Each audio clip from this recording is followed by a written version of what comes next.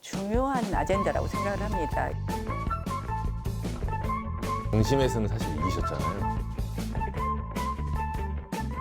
여론조사에서도 당원들 중에 1위시고 하니까 역선택 방지 조항, 이 여론조사에서 요거는 좀 어떻게 보시나요? 그거는 예전부터 원래 하기로 되어 있습니다. 물론 뭐 선관위가 그때그때 다르게 결정할 때도 있지만 사실은 민주당 지지자들의 뜻을 물어보는 것은 사실은 민주당의 선택이 되는 거죠. 그래서 저는 이거는 당연히 포함되어야 된다고 생각하고요. 제가 뭐 이제 작년에 서울시장 보궐선거 때 보면 뭐 100% 여론조사, 그것도 역선택 방지를 안 하고 그 당시 민주당 지지율이 더 높다는 거는 결국 민주당이 좋아하는 후보를 내는 거 아니냐 이렇게 말씀도 드렸지만, 근데 이제 이거는 정당의 존립 근거하고 맞지 않는다고 생각을 하고요. 그런 의미에서 뭐 역선택 방지 조항은 당연히 들어가야 되고, 이게 뭐 경선 때마다 왈가왈부하는 것을 좀 차단하기 위해서는 그런 걸 당원 당규에 아예 조항에 넣는 것도 바람직하다 이런 생각을 합니다. 작년에 그 이준석 전 대표와 전당대회에서 여러 사람들이 이제 기억 못하는 게 당심에서는 사실 이기셨잖아요. 네, 근데 그때 10대 90에 민주당의 룰로 하면 그쵸. 여론 10%, 그쵸. 당원 90% 하면 제가 이겼어요. 그쵸. 그때. 그 당시 이준석 대표의 어떤 바람, 그때도 이제 많이 예견하셨잖아요. 이제 당과의 어떤 문제. 차기 총선 앞두고는 뭐 위원장님 포함해서 당 대표의 가장 중요한 자질 갖춰야 될 어떤 부분. 뭐 당연히 이제 국민들께 좀 더 국민들하고 가깝고 국민들이 다가올 수 있는 그런 당대표의 리더십은 당연히 필요하다고 생각을 합니다. 뭔가 우리 당은 좀 우리하고 거리가 멀어. MZ세대가 보기에 소위 뭐 마초당이야, 꼰대당이야 이렇게 보여서는 안 되지 않겠어요. 근데 사실 이제 그런 거는 전체적인 이미지도 있지만 어떤 아젠다를 우리가 가지고 가느냐 굉장히 중요하다고 생각을 해요. 그래서 저는 그 틀에서 주호영 대표가 얘기하는 말씀에는 동의를 합니다. 근데 이제 중요한 리더십은 이번 당대표는 어떻게 보면 어려운 게 참 당내 또 대통령 용산과의 관계, 그다음에 야당 이 세 가지 축을 다 잘해야 된다. 수도권 MZ세대는 기본이라고 생각을 하고요. 어쨌든 뭐 당대표 물론 내년 선거는 대통령의 지지율로 치르겠지만 그래도 당대표가 국민들에게 좀 더 가까이 다가설 수 없는 당대표라면 거기서 마이너스 효과가 나오는 거겠죠. 그래서 그건 당연하고 당내 갈등 상황도 상당히 좀 있을 겁니다. 당내의 갈등을 잘 봉합하면서 만들어 가야 되는 정치가 하나 있고요. 그 다음에 그것보다도 또 더 먼저인 거는 용산과의 이 조율이라고 생각을 합니다.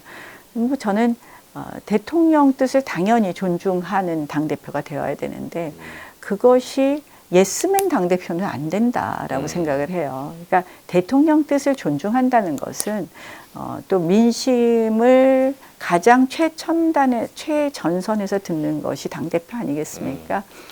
민심을 잘 전달해서 대통령께서 방향을 잘 만들어 가실 수 있도록 다 대통령과 조율하면서 또 대통령의 뜻을 받아야 된다고 생각을 하거든요. 또 하나는 이 여소야대 국면에 1년을 그냥 허송세월을 할 수는 없잖아요.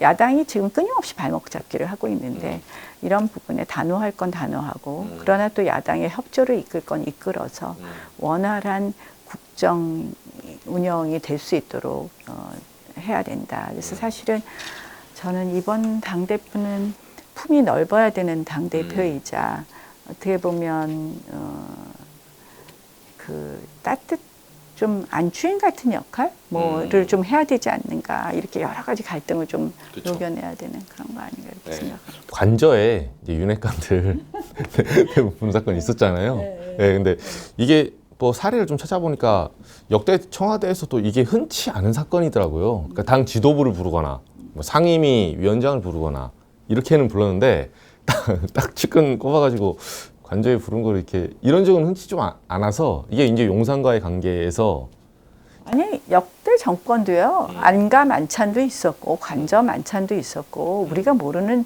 오만찬이 많이 있었어요. 그렇죠. 근데 공개가 안 됐을 뿐. 공개가 안 된 거죠. 저도 뭐 간 적도 있었고 뭐 많이 가진 않았지만 저는 늘 뭐 청와대하고 그렇게 제가 가깝지는 않았기 때문에 항상 이번에는 참 빨리 신속하게 너무 많은 것이 공개된다는 게 좀 문제점이 있다. 좀 그렇게 봅니다. 그래서 이게 공개된 게 이제 의도적인 공개 아니냐 요 얘기가 이제 나오는 거거든요. 그건 뭐 잘 모르겠어요. 그것도 어느 쪽에서 공개를 했는지 아닌지. 사실은 아니, 대통령께서 그러면 관저 만찬 안 하고 그러면 혼자 그 혼밥 하시면 되겠어요? 아니 한 끼라도 또 한 분이라도 더 소통하시는 게 당연하겠죠. 근데 너무 이게 알려지는 것, 무슨 좀 의도들이 있는 것 아닌가. 그래서 그런 건 좀 바람직하지 않은 것 같아요. 우리가 뭐 대통령 뜻을 다 존중하고 그렇게 하는 당대표가 되어야 되는 건 맞지만 전당대회를 앞두고 뭐 누구 마음이 어디 있냐 아니냐 하면서 편승하려고 그러니까 그 마음도 확인 안 되는 거잖아요. 그쵸, 대통령의 마음도. 그쵸. 그 정말 그 대통령께 도움 안 되는 일 아닌가요? 그런 그쵸. 생각이 드네요. 총선 임박해서 분당설도 간간히 나와요. 근데 이제 예전에 한번 겪어보셨잖아요. 이제 바른정당 우리 그 반기문 전 총장 사태 때 그런 상황이 좀 또 닥칠 수 있다는 위기감도 있는데 이 부분은 좀 어떻게 보시나요? 뭐 분당의 가능성은 그렇게 높지 않다 이렇게 봅니다. 또 분당을 한다고 한들 결국 찻잔 속에 태풍이 그칠 것이다 이렇게 봅니다. 그 뭐 당대표가 되시면 당연히 봉합이 가능할 정도의 여력이 좀 있으신 거죠? 가정 질문엔 대답을 안 하겠습니다. 그 귀한 시간 내주셔서 너무 감사하고요. 그리고 앞으로 또 당에서 또 많은 역할을 할 수도 있는데 이 시간 저희가 아주 알차게 잘 기사로 소화하겠습니다. 감사합니다. 감사합니다.